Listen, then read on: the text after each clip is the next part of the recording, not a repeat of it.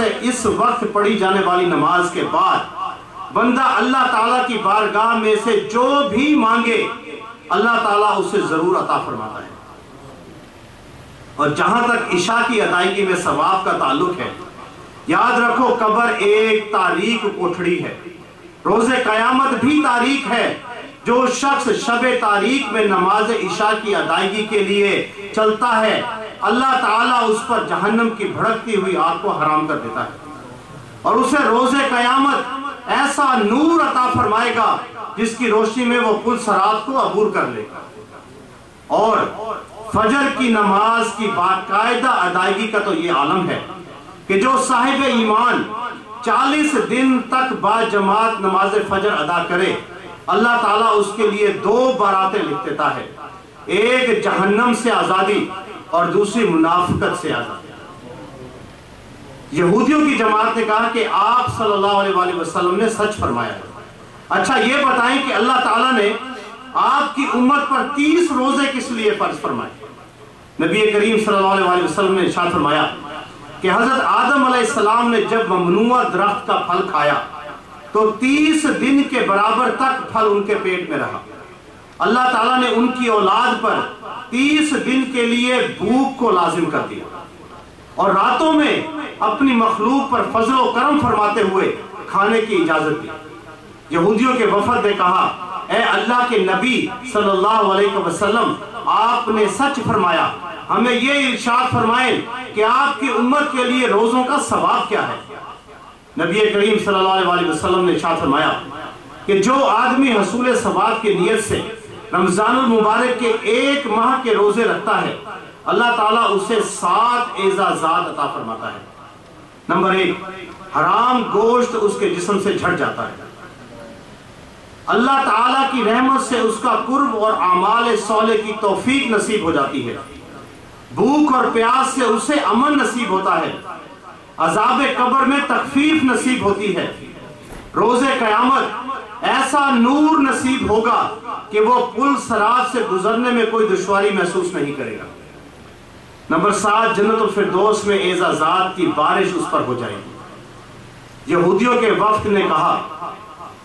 کہ آپ صلی اللہ علیہ وآلہ وسلم نے سچ فرمایا، ہمیں یہ بتائیں کہ انبیاء کرام پر آپ کی فضیلت کیا ہے؟ حضور نبی کریم صلی اللہ علیہ وآلہ وسلم نے ارشاد فرمایا اللہ تعالیٰ نے ہر نبی کو ایک مخصوص دعا عطا کی، ہر نبی نے اپنی قوم پر ہلاکت کے لیے اپنی دعا کو استعمال کر لیا، میں نے اپنی دعا آخرت کے لیے ذخیرہ کر لی ہے، وہ دعا میں اپنی امت کے لیے شفاعت کے طور پر استعمال کروں گا۔ یہودی نے کہا کہ آپ صلی اللہ علیہ وسلم سچ فرمایا، ہم شہادت دیتے ہیں ان لا الہ الا اللہ وانک رسول اللہ۔ حضرت کعب احبار رضی اللہ تعالیٰ عنہ فرماتے ہیں کہ میں نے حضرت موسیٰ علیہ السلام پر نازل ہونے والی کتاب میں پڑھا کہ اللہ تعالیٰ نے ارشاد فرمایا کہ اے موسیٰ میرے محبوب احمد مجتبیٰ صلی اللہ علیہ وسلم اور ان کی امت 2 رکعتیں ادا کرے گی اور وہ 2 رکعتیں فجر کی نماز کی ہوں گی، اور جو بھی ان رکعتوں کو ادا کرے گا میں اس کے شب و روز کے گناہوں کو معاف کر کے اسے اپنی پناہ میں لے لوں گا۔ اے موسیٰ میرے محبوب نبی کریم اور ان کی امت 4 رکعتیں ادا کرے گی جو کہ 4 رکعتیں ظہر کی نماز کی ادا ہوں گی، تو میں انہیں پہلی رکعت کے عوض مغفرت، دوسری کے عوض میزان عمل میں نیکیوں کا پلڑا بھاری، تیسری رکعت کے عوض تسبیح و استغفار کرنے والے ملائکہ کے سپرد، اور چوتھی کے عوض ان کے لیے آسمان کے دروازے کھول کر حور العین کا توجہ کا مرکز انہیں بنا دوں گا۔ اے موسیٰ 4 رکعتیں نماز عصر کی جو وہ ادا کریں گے تو ادا کرنے والوں کو یہ اعزاز عطا کروں گا کہ آسمان و زمین میں کوئی فرشتہ ایسا نہ ہوگا جو ان کے لیے بخشش و مغفرت کی دعا نہ کرے، اور جس کے لیے فرشتے مغفرت کی دعا کریں میں انہیں عذاب نہیں دے سکتا۔ اے موسیٰ 3 رکعتیں مغرب کی جو ادا کرے گا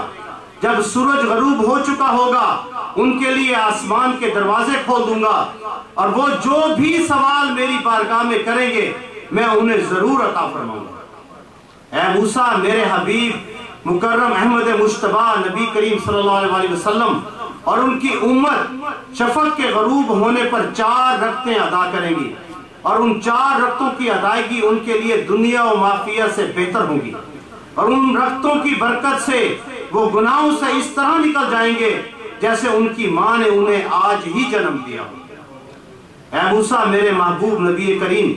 اور ان کی امت وضو کرے گی، میرے حکم اور میرے بتائے ہوئے طریقے کے مطابق وضو کرنے والے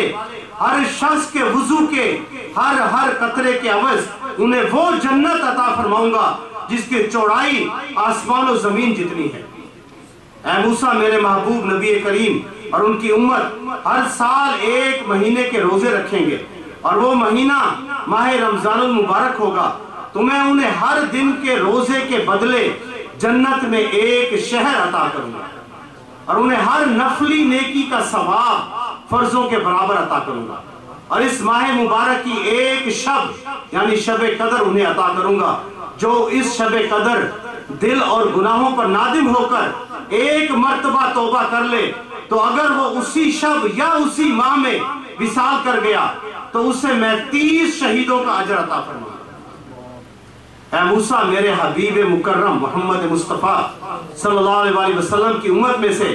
ایسے بھی مردان باصفا ہوں گے جو ہر بلندی پر چڑھتے وقت لا الہ الا اللہ کی گواہی دیں گے۔ ان کے لیے جزا انبیاء کرام کی سی جزا ہوگی، میری رحمت ان کے لیے واجب ہو جائے گی، میرے غضب سے کوسوں دور ہوں گے۔ جب تک وہ لا الہ الا اللہ کی گواہی دیتے رہیں گے ان میں سے کسی پر بھی توبہ کا دروازہ بند نہیں ہوگا۔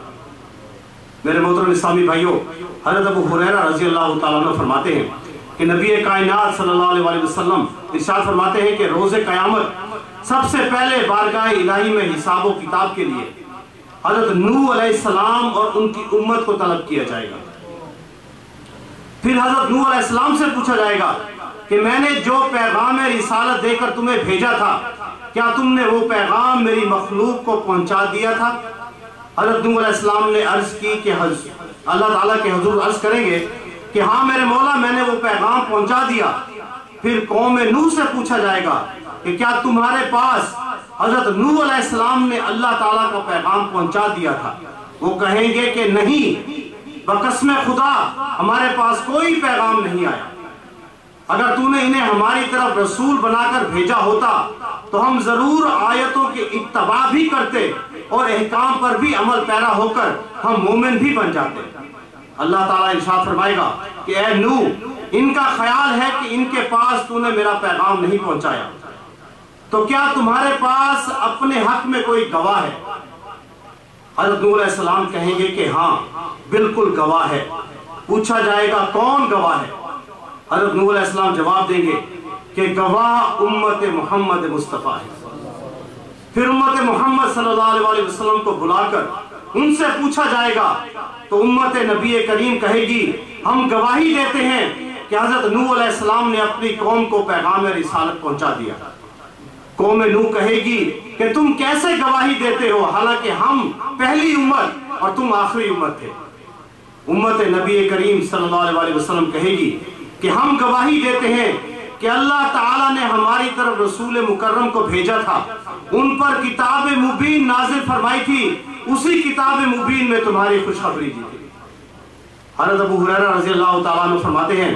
کہ ہم آخری امت بن کر آئے لیکن روز قیامت ہم سب سے پہلے ہوں گے۔ اللہ رب العزت قرآن پاک میں ارشاد فرماتا ہے اور اسی طرح ہم نے بنا دیا تمہیں اے مسلمانوں بہترین امت تاکہ تم گواہ بنو لوگوں پر اور ہمارا یعنی رسول تم پر گواہ ہو۔ میرے محترم اسلامی بھائیوں، اس دعا کے ساتھ اپنے بیان کو ختم کرتا ہوں کہ یا نبی ہم گناہ گاروں کو درد فرقت سے اب جلا دینا، یا نبی ہم گناہ گاروں کو درد فرقت سے اب جلا دینا، امت ہے تمہاری شاہ امم سبز گنبد ہمیں دکھا دینا۔ امین بجاہ امین صلی اللہ علیہ وسلم۔ محترم اسلامی بھائی، اللہ رب العزت سے دعا ہے کہ جو بیان آپ کے سامنے عرض کیا اللہ رب العزت اس پر عمل کرنے کی توفیق عطا فرمائے۔ انشاءاللہ ذکر ہوگا اگر تھوڑا قریب آ جائے۔